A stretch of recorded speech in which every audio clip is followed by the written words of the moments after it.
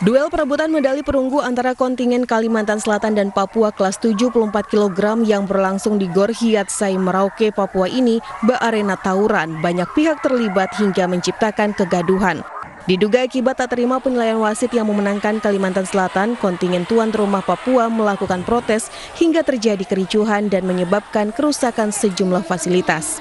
Pertandingan pun dihentikan sementara hingga suasana kondusif, namun kontingen Papua memilih meninggalkan arena pertandingan.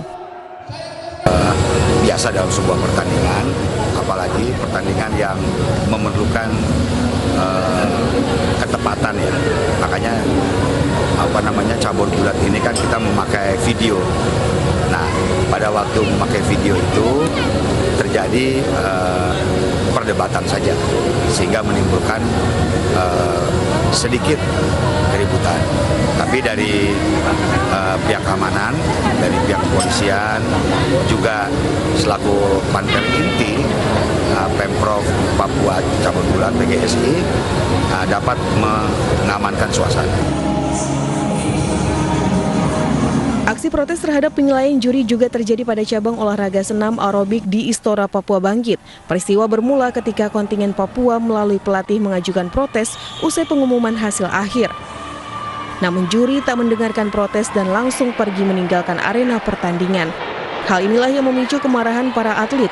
Para atlet yang tak terima langsung menerobos arena pertandingan, namun aksi mereka ditahan oleh aparat keamanan yang berusaha mengamankan situasi. Akibat aksi ini, penyerahan medali dari nomor perorangan putri dan perorangan putra tertunda. Pemirsa, sebanyak 119 siswa di Banyuwangi, Jawa Timur putus sekolah akibat kehilangan gairah belajar selama pandemi. Tak hanya itu, faktor ekonomi juga menjadi penghambat sekolah siswa.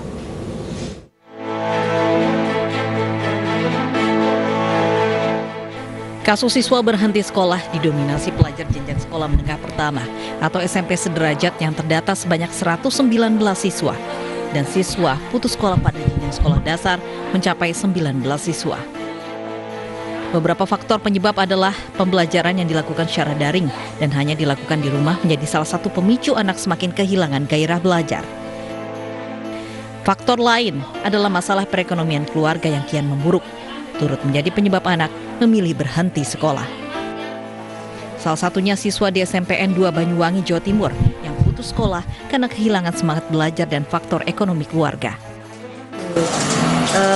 Ini salah satu dampak dari pandemi. Anak ini juga kurang pengawasan orang tua. Kami dari pihak sekolah sudah berupaya semaksimal mungkin, sudah berkunjung ke rumahnya dari guru BK maupun wali kelasnya, dan anak ini tetap tidak mau sekolah. Kami akhirnya menyarankan anak ini untuk mengikuti pendidikan paket, kejar paket. Meski pihak sekolah telah melakukan pendekatan dengan berkunjung ke rumahnya, namun siswa bersikeras untuk tidak sekolah.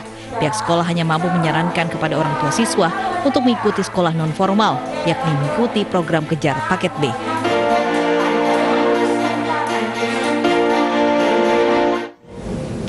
Suami dipecat dari pekerjaan menjadi ujian hidup bagi Ida dan keluarga. Tidak tinggal diam, Ida berjuang bertahan hidup dengan menerima jasa cuci setrika di rumah serta jemput bola ke rumah pelanggan.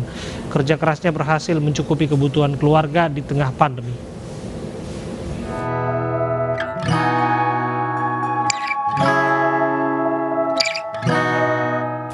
Nama saya Bu Ida, di sini orang kenal Bu Ida, atau enggak Mama Sasi. Umur saya 43 tahun.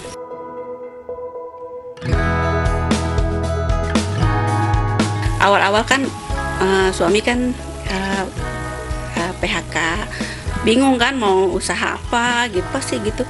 Ya itu setrikaan listrik seperti biasa yang kita punya gitu kan, mesin cuci juga yang kita punya semua. Jadi udah deh modal nekat.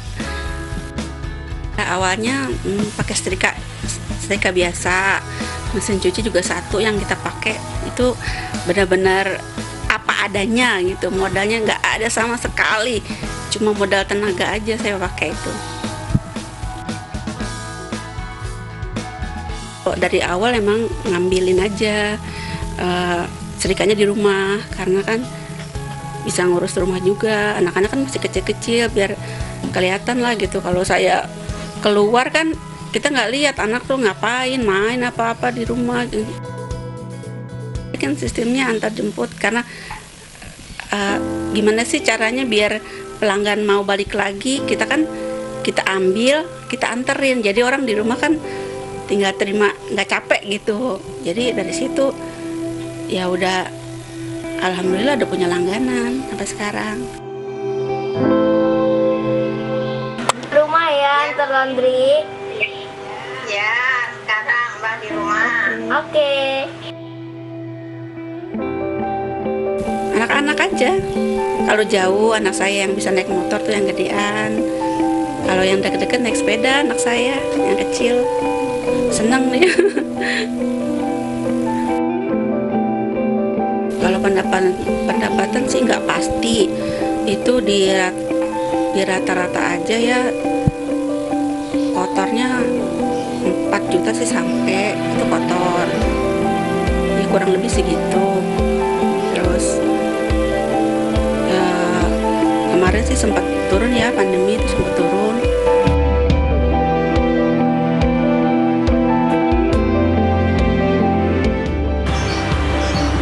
Ya pinginnya sih cepat berlalu pandemi ya.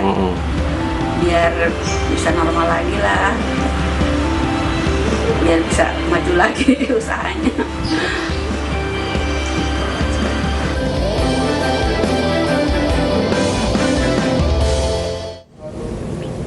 Limbah masker medis yang jumlahnya setiap hari meningkat membuat kumpulan mahasiswa teknik lingkungan dan teknik sipil Universitas Mahasaraswati Denpasar mengolahnya menjadi bahan beton dan paving block. Tujuannya adalah untuk menekan pencemaran lingkungan karena limbah masker tak dapat didaur ulang secara alami. Pemirsa, informasi ini sekaligus menutup jumpa kita di iNewsroom. Pemirsa, saksikan selalu pertandingan di ajang PON ke-20 Papua 2021 setiap hari hanya di iNews. Saya Abraham Silaban undur diri. Terima kasih, salam sehat dan sampai jumpa.